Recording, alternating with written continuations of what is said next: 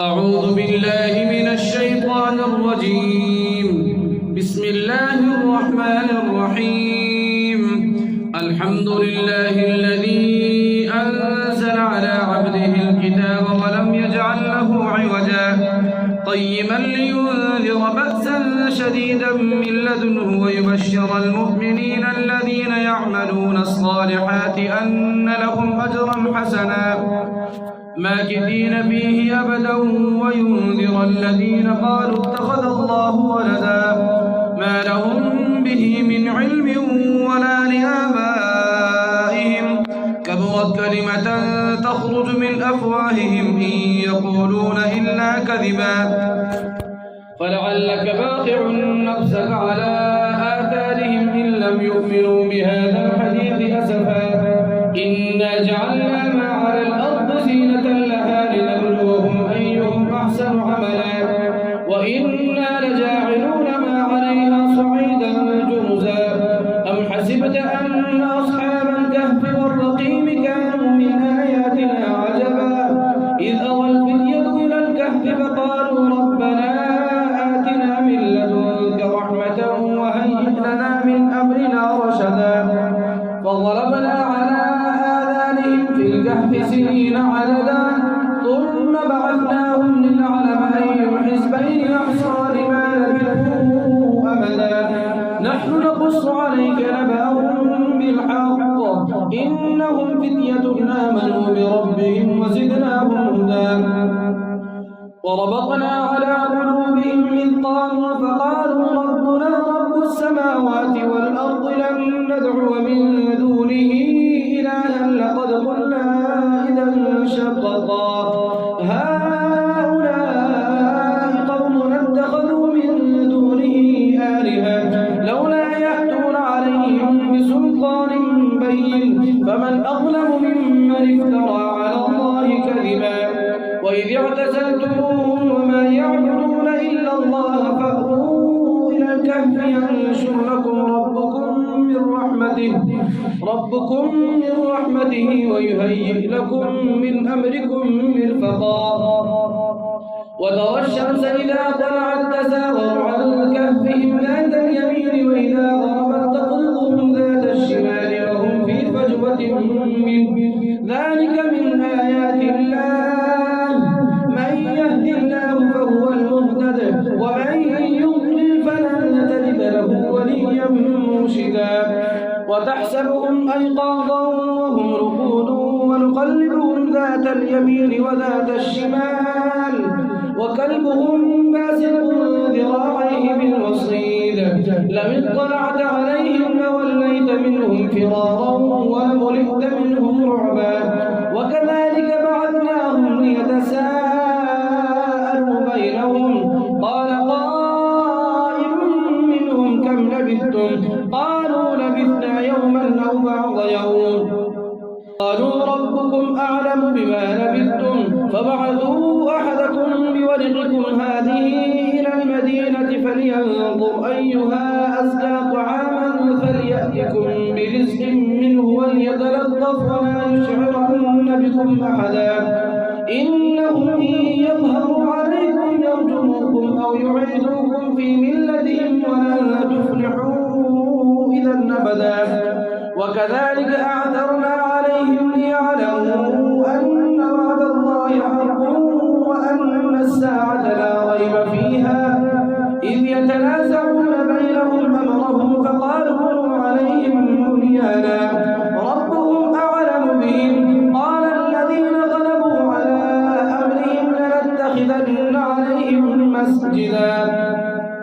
سيقولون ثلاثة رابعهم كلبهم ويقولون خمسة سادسهم كلبهم رجما بالغيب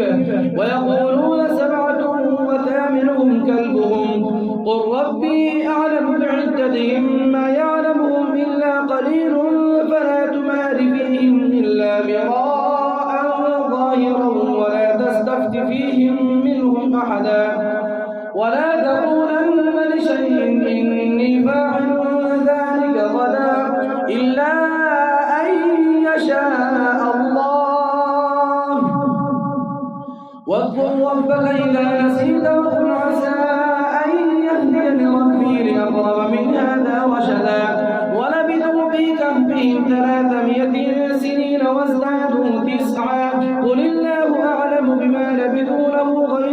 السماوات والأرض أبصر به وأسمع ما لهم من دونه من ولي ولا يشرك في حكمه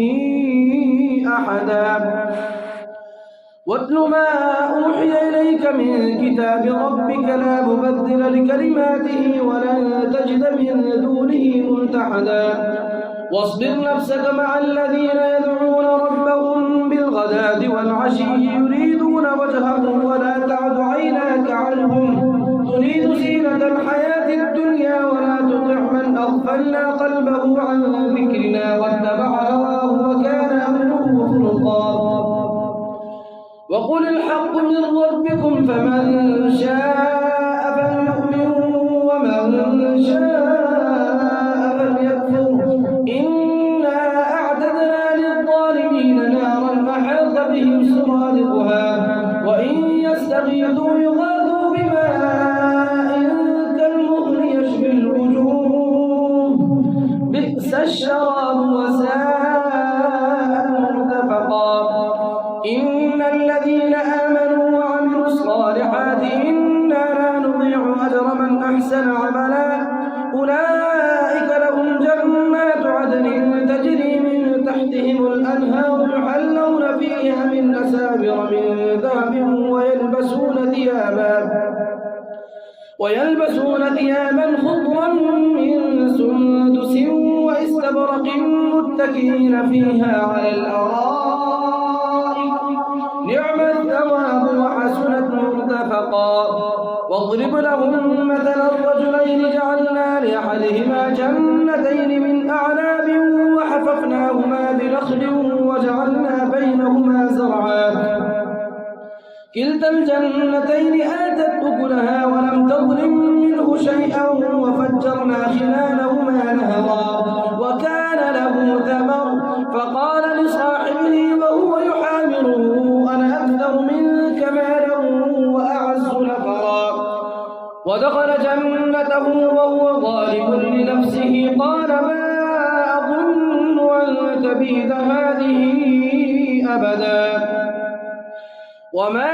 أظن الساعة قائمة ولئن رددت إلى ربي لأجدن خيرا منها منقلبا قال له صاحبه وهو يحاوره أكفرت بالذي خلقك من تراب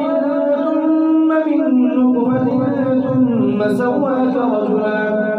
لكن هو الله ربي ولا أشرك بربي أحدا ولولا إذ دخلت جنتك قلت ما شاء الله لا قوة إلا بالله إن ترني أنا أقل منك مالا وولدا فعسى ربي أن يؤتيني خيرا من جنتك ويرسل عليها حسبانا من السماء فتصبح صعيدا زلقا أو يصبح ماؤها غورا فلن تستطيع له طلبا وأحيط بثمره فأصبح يقلب كفيه على ما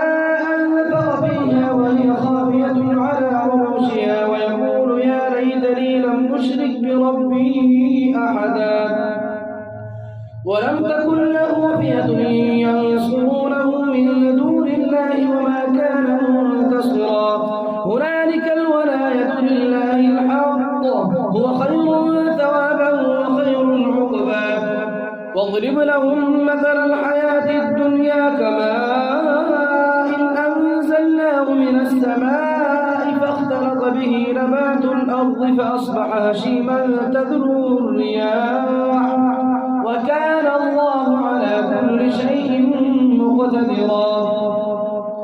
المال والبنون زينة الحياة الدنيا والباقيات الصالحات خير عند ربك ثوابا وخير أملا ويوم نسير الجبال وترى الأرض بارزة وحشرناهم فلم نغادر منهم أحدا وعرضوا على ربك صفا لقد جئتمونا كما خلقناكم أول مرة بل زعمتم أن لن نجعل لكم موعدا ووضع الكتاب فترى المجرمين مشفقين مما فيه ويقولون يا ويلتنا ما لهذا الكتاب لا يغادر صغيرة ولا كبيرة إلا أحصاها ووجدوا ما عملوا حاضرا ولا يظلم ربك أحدا وإذ قلنا للملائكة اسجدوا لآدم فسجدوا إلا إبليس كان من الجن ففسق عن أمر ربه أفتتخذونه وذريته أولياء من دوني وهم لكم عدو بئس للظالمين بدلا ما أشهدتهم خلق السماوات والأرض ولا خلق أنفسهم وما كنت متخذ المضلين عضدا ويوم يقول نادوا شركائي الذين زعمتم فدعوهم فلم يستجيبوا لهم وجعلنا بينهم موبقا ورأى المجرمون النار فظنوا أنهم مواقعوها ولم يجدوا عنها مصرفا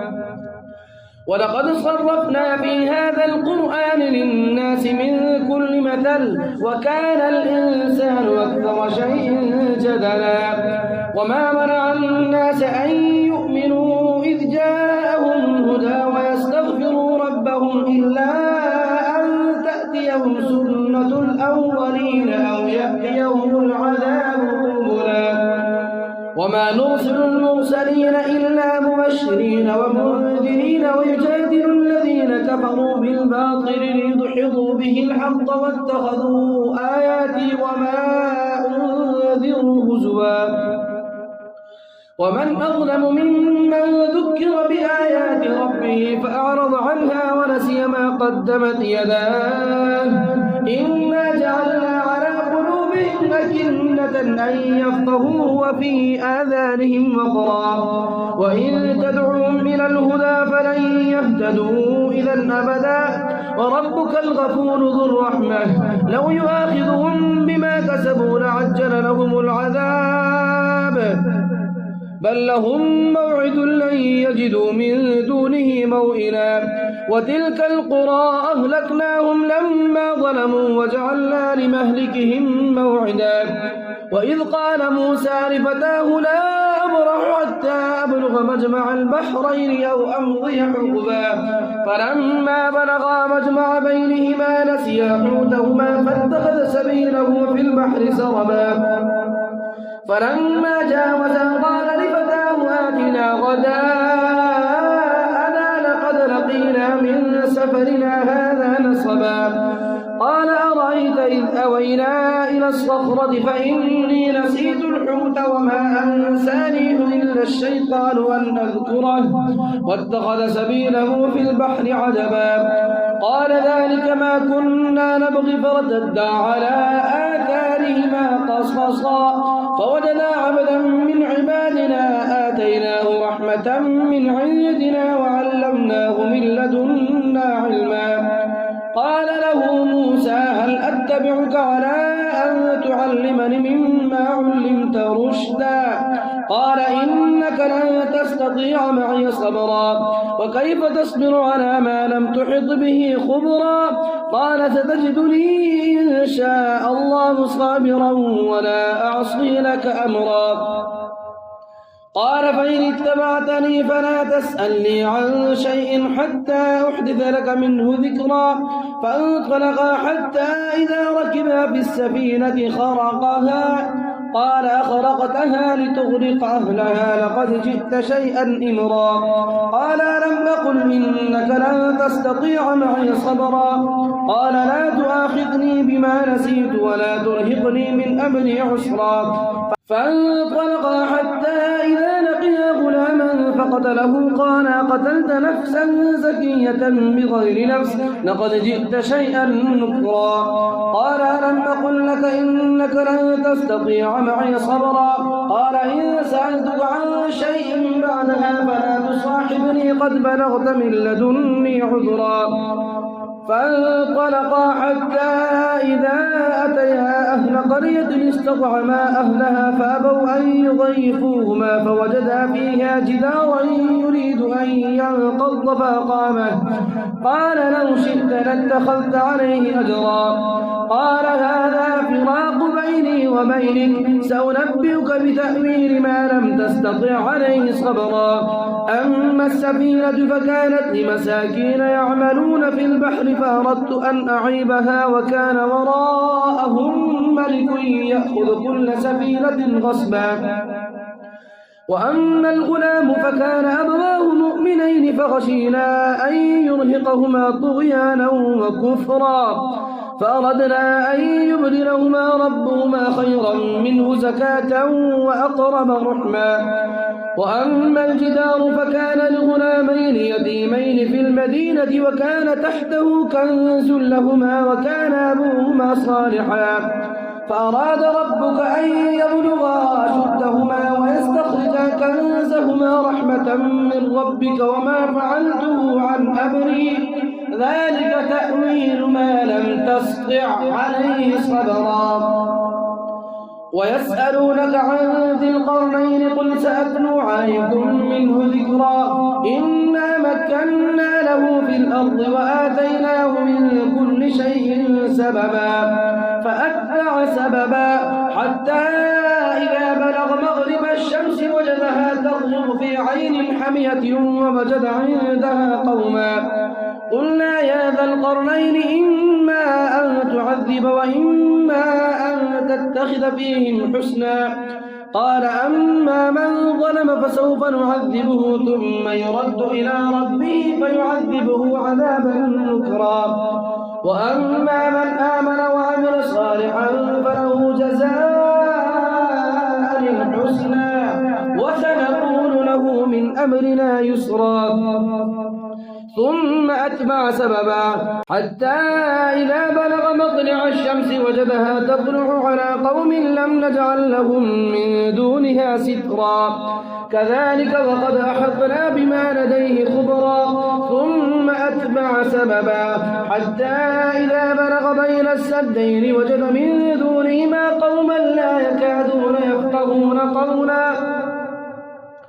قالوا يا ذا القرنين إن يأجوج ومأجوج مفسدون في الأرض فهل نجعل لك خرجا على أن تجعل بيننا وبينهم سدا قال ما مكني فيه ربي خير فأعينوني بقوة أجعل بينكم وبينهم ردما آتوني زبر الحديد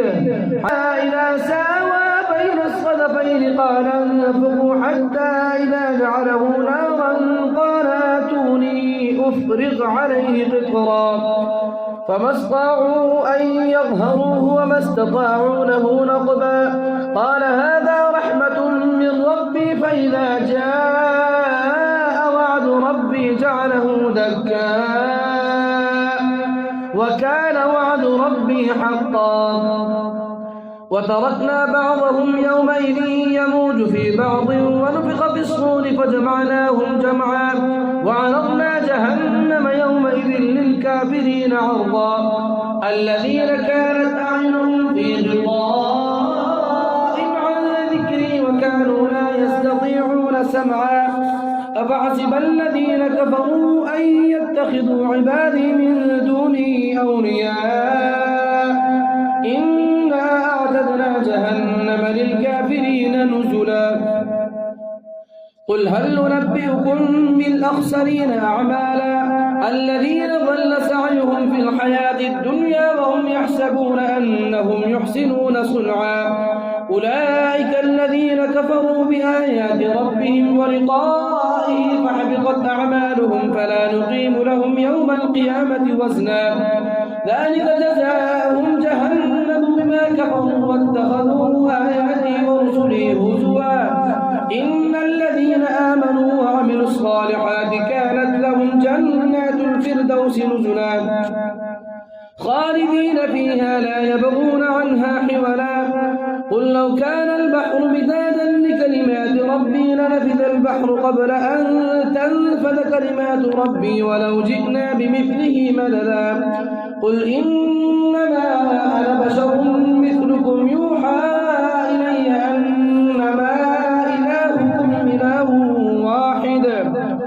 فمن كان يرجو لقاء ربه فليعمل عملا